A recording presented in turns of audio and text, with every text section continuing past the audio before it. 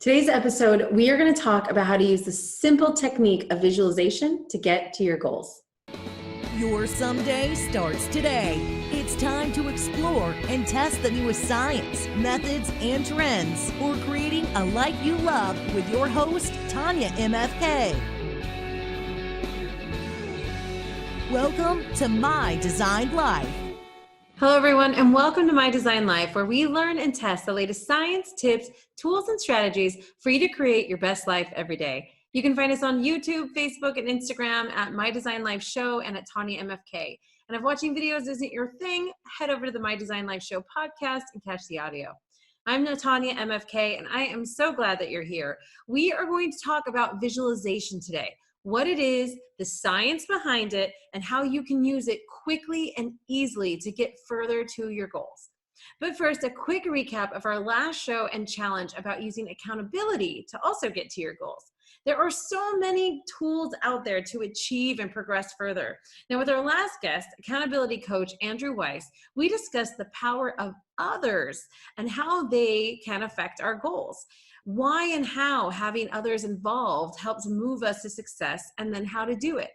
For the week, I joined an accountability group with one single goal: to meditate 2 times a day for 7 days in a row. In the midst of all that's going on in the world right now, it is so easy to let self-care practices fall to the side. So I decided to make this my goal and put my money where my mouth is. In the group, you basically bet on yourself. And if you meet your goal, then you get your money back.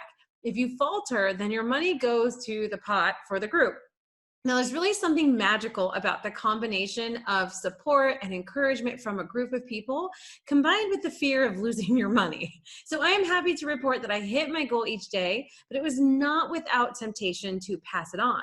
And it's funny how the thing I enjoy doing and that I know brings so much good to me wasn't enough to motivate me and keep me through it.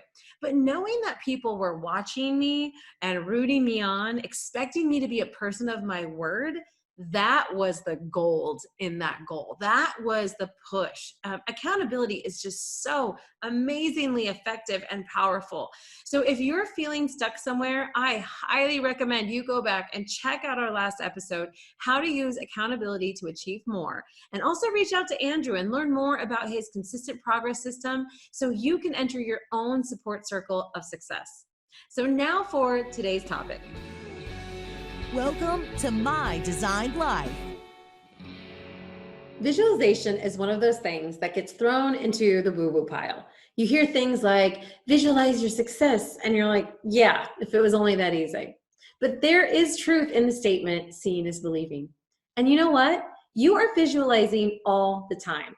How many people as kids, before we had the internet to search everything, how many of you had this idea of what your favorite radio DJ looked like, only to be really confused when you saw what they actually looked like? And you know why we were surprised? Because we had put a picture together in our mind. We had visualized and made up a person based on what we heard. Visualization is a simple mental technique, not a supernatural power. We are always visualizing. Unfortunately, it's usually negative. We worry, we create terrible visions of ourselves. We imagine what might go wrong, or we visualize something that happened in the past and then play it over and over. As humans, we use this powerful technique so poorly, causing us anxiety and stress. Nothing has actually happened or is still happening. We're just imagining it. It's all in our head. So we do know how to do it, just not well. And we talk about it more than you realize. How often have you heard something like, oh, I couldn't imagine traveling the world, for a year in the backpack, or I can't imagine ever running a marathon, or I can't imagine ever quitting my job. Well, you know what? The truth is, if they can't imagine it, it probably won't ever happen either. Because the possibility of something happening begins in the mind. At one point, no one could ever imagine flying through the sky in a metal tube, but someone could, and they did, and now we have airplanes.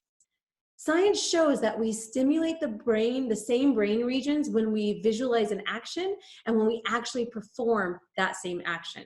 So if you visualize lifting your right hand, so don't do it, just think about it. It stimulates the same part of the brain that's activated when you actually raise your right hand. This has been demonstrated extensively in scientific literature. Visualization has long been a part of elite sports, and many Olympic athletes have sports psychologists and mental game coaches. One study showed that gymnasts were able to execute several complex tricks that they had been working on for over a year after just using visualization a few times. Soccer players increased their confidence. And what do you really want your athletes thinking of? You want them in fear, going, oh my gosh, I'm picturing them missing that goal and how awful it will feel, or making that goal? And not just athletes. It is shown to boost performance across a wide range of professions, helping surgeons avoid errors, lowering stress for police officers, increasing skills for musicians, playing more accurately and faster. And countless people all over the world use visualization to help facilitate their recoveries from illness and disease. The most common strategy is where they imagine changing the actual picture of illness into their wellness, and they do it over and over again, sometimes 2 to 3 times a day. There's a research paper on neuroscience and visualization, and it explained that the thalamus, right, the part of the reality-making process of the brain, makes no distinction between the inner and the outer realities. And so any idea, if contemplated long enough, will take on a semblance of reality. The concept begins to feel more attainable and real, and this is the first step in motivating other parts of the brain to take deliberate action in the world. Right? So what that's really saying is that when we keep doing this, we keep thinking about it, our brain doesn't know inside or outside what's real, what's not. But if we keep thinking of it, the brain starts to go, oh, well, this is probably real and attainable. I love that part of it, attainable. And it's really the first step for us to start taking action towards it in the real world. There is now a growing body of research that shows this is working, whether it's through harnessing willpower, a sense of empowerment, or the fact that the brain processes what you imagine is real, or a combination of all 3 of those. There is no question that visualization has positive benefits. But here we are using our mental images to worry. And now let's make something clear. Visualization is not wishing and hoping that something will happen. It's using your thoughts and mental images to imagine a certain outcome and what you will do to get it. And then you take action. Athletes still play the game after they're doing all this visualization, right? So your mind and subconscious accepts your thoughts that you repeat often as reality. And they use them to create your mindset and your foundation and your beliefs of what's possible. So all that negative talk, all that I doubt, your doubts, your brain is taking that as reality. So of course it's hard to see anything different. Visualization allows us to practice what we are going to do and where we are going to go. We have a set of patterns in our life that have gotten us to where we are, good or bad. When moments of uncertainty or tension come, the actions we take come from what we know and what we've done in the past. Usually these are knee-jerk reactions. We don't even think about them. We just do what we know and what we've always done. And if we do what we've always done, we will get what we've always gotten. So visualization requires us to decide beforehand what we're going to do, what action we want to take, and what practice we're going to use before it happens. And when the moment arises, your mind will kick into gear with this new thing you've practiced, and it'll be like the 10th time you've done it, even if only in your mind. Your subconscious doesn't delineate from fact or fiction. That's why you can cry at movies. It doesn't matter that the situation isn't real. The body still reacts physically in the real world. I grew up in California where earthquakes are a reality of life. And every now and then, when I used to have a cat, it would come and jump on my bed and it would shake a little. And it would freak me out. My heart would start racing, and blood pressure would go up. I'd be in this fight or flight mode because for that quick moment, I took that as an earthquake. And it didn't matter that it wasn't a real earthquake. I believed it, and my body reacted in reality to that fear because your thoughts really create your reality. For entrepreneurs, we use visualization all the time. Visualization, whether we realize it or not, is what enabled us to make this leap in the first place. We saw freedom from an office, freedom to choose income, vacations. I mean, come on, you'd have to see it first, or you certainly would not have jumped out of the security of a 9-to-5 if you couldn't imagine something better. But it doesn't stop there. We have to keep visualizing. We have to think about what a website would look like, or closing that sale with a client, or things our customers might want. It's constant visualization. Getting ourselves through the valleys and roller coaster, most of us would have given up by now if we stopped seeing the light at the end of the tunnel. Now, many of you have heard that famous story about Jim Carrey, where in 1990, he wrote himself a $10 million check dated for Thanksgiving, 1995. He carried that thing in his wallet for 5 years, looking at it every morning. Okay, that's a practice, that's a routine, every morning. Imagining the day in the future when he was cashing this $10 million check. And guess what? 5 years later, he was paid $10 million for the movie Dumb and Dumber. So, okay, you're probably going like, now what? All right, Tanya, we get it. I believe you. I've heard you ranting. Visualization is a thing. It's backed by studies and science. So now what? Well, you guys, with this, we can overcome fears. We can build self-confidence. We can find our path to our goals and dreams. We have a tool at our disposal to design the life that we want, to see it as a real possibility, to train our brain to work with us towards what we want. Our brain works towards, normally, survival and comfort. And we have so many messages that come to us all the time that our brain actually has a system that helps filter like all these billions of messages out, because if they all came at once, our brain would like literally explode. So this system, the RAS system, is a reticular activating system. It keeps us from dealing with more information than we can handle. So the brain will prioritize survival and safety and the current content of our minds, which means our current solidified beliefs, thoughts, and emotions, right? Things we're already thinking and believe.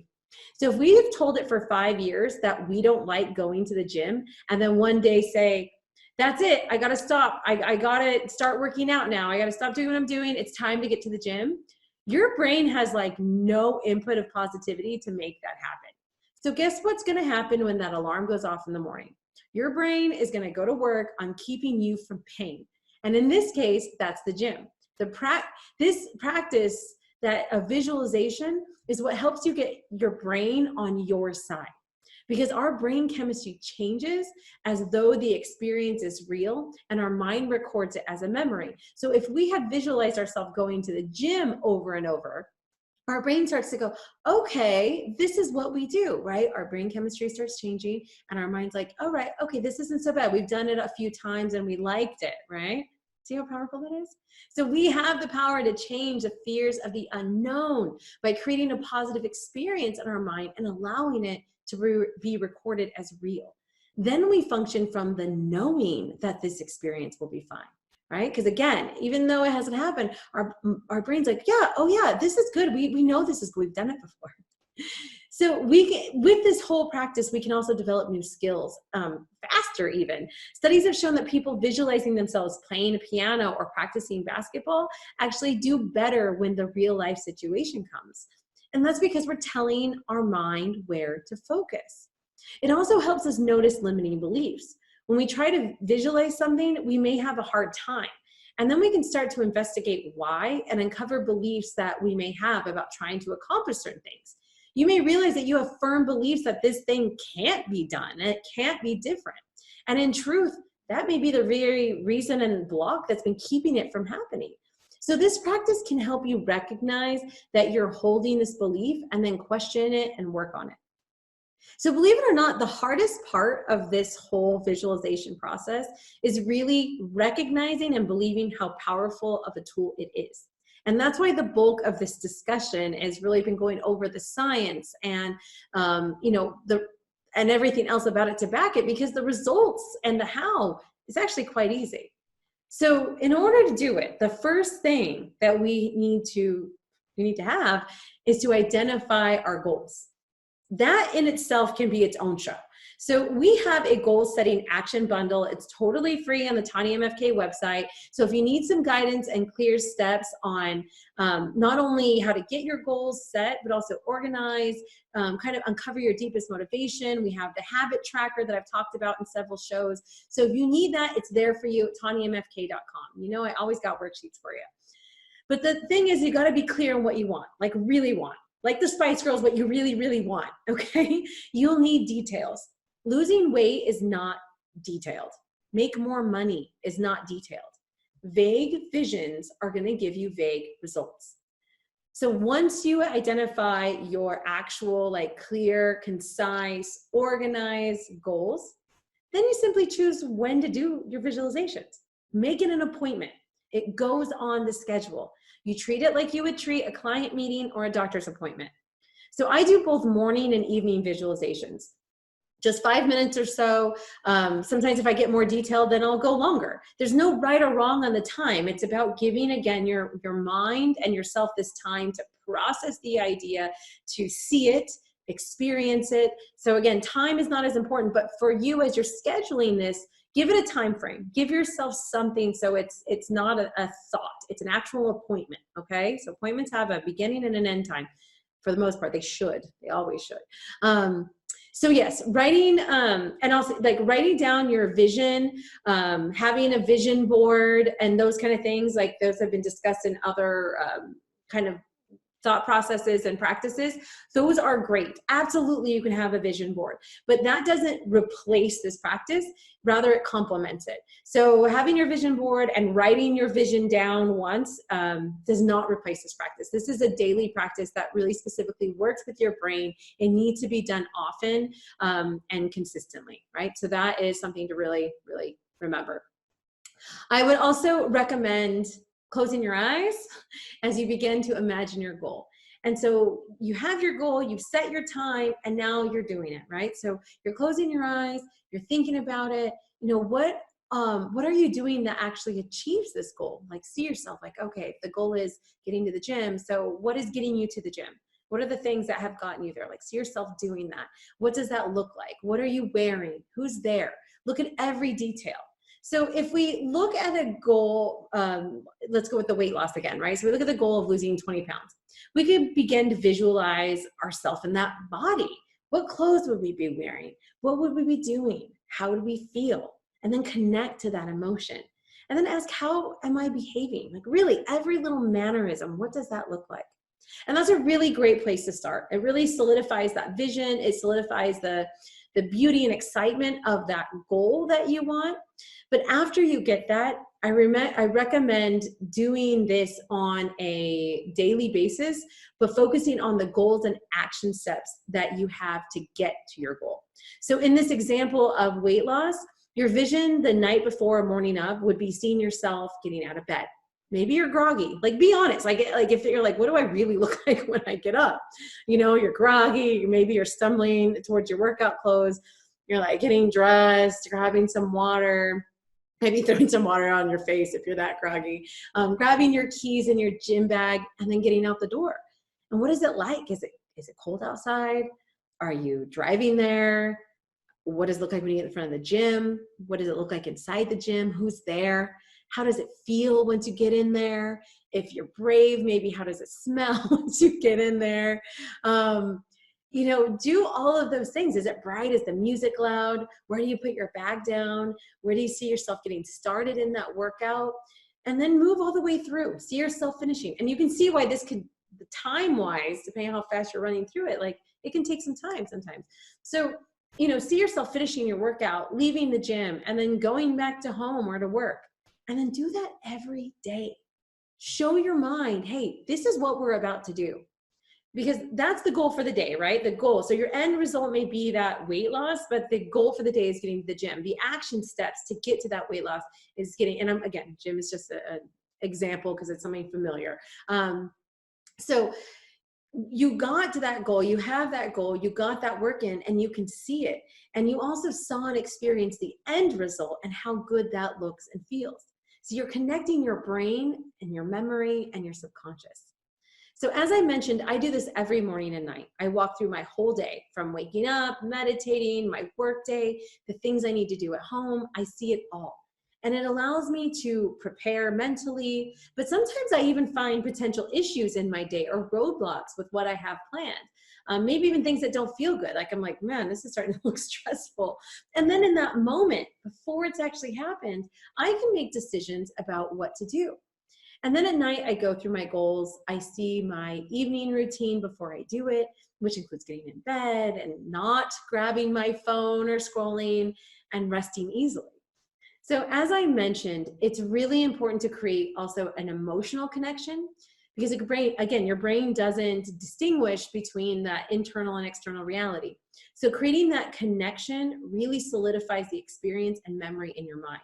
So I really advise to run your visualization through the five senses, as I mentioned earlier. So sight, touch, hear, taste, smell. And then become aware of that emotion that you feel as you're experiencing it. Because everything ever achieved started as an idea in someone's mind.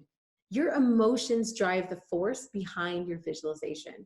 When we feel our goals and how good it feels to get there, the peace we might have, the joy, whatever it is, it connects in our brain. And it's something that our brain wants more of. Our brain is wired to keep us doing what we want and avoid what we don't. So when we bring the emotion into our visualization and become aware of it, feel it, we are connecting that to our brain. Our brain seeks more of that feeling, and we have associated now that feeling with the visualization. We have given our brain an area to focus on, a goal. Like I mentioned before, there are so many messages that go on, in our brain and come at us from everywhere that our brain filters out a lot of them.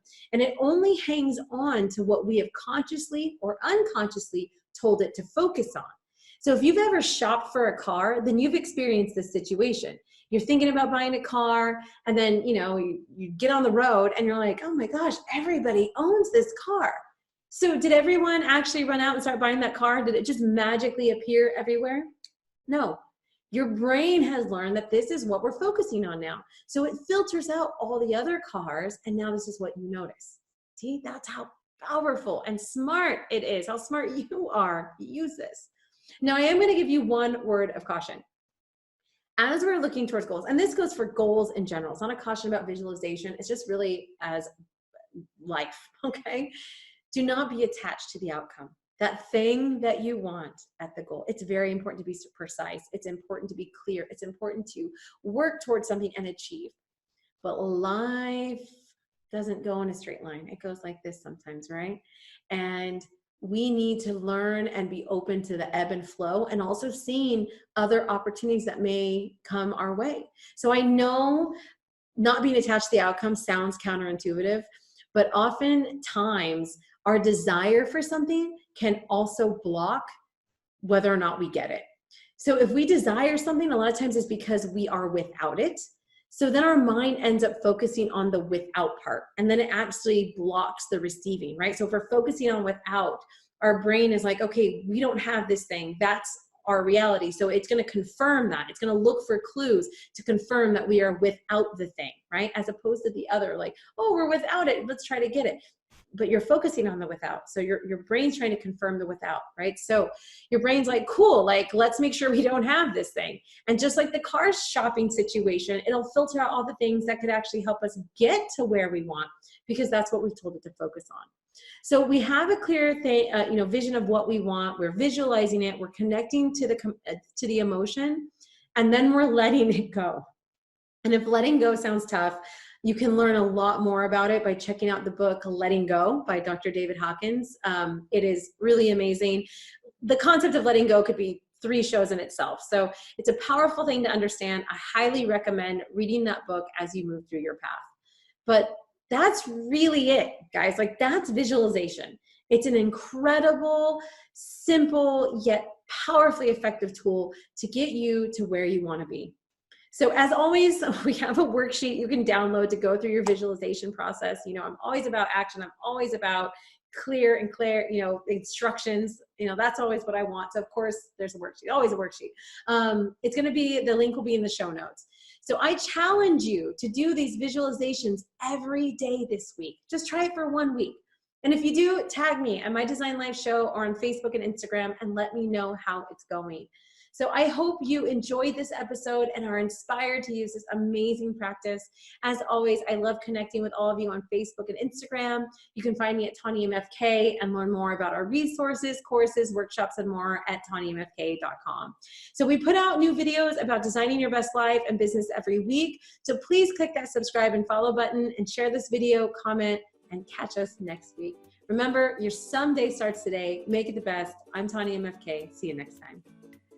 Thanks for joining us. You can catch us every week at 1 p.m. EST live on the My Design Life Show Facebook page and on YouTube at the Tanya MFK channel. See how the challenges go by following us on Facebook and Instagram at My Design Life Show and at Tanya MFK.